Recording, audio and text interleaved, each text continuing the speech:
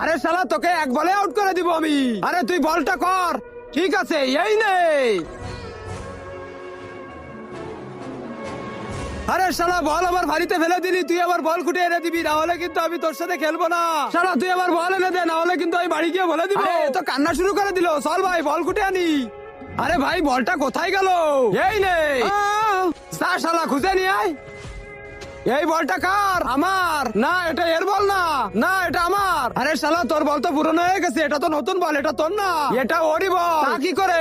কারণ আমার নদীতে যেটা পড়ে তাকে আমি 10 গুণ সুন্দর বানিয়ে দিই, এটা ওরই বল হবে। এই নে। আরে আমি নতুন বল পেয়ে গেছি, ইয়াহু। আরে কিন্তু আমার বন্ধু কোথায়? ওইখানে দেখ।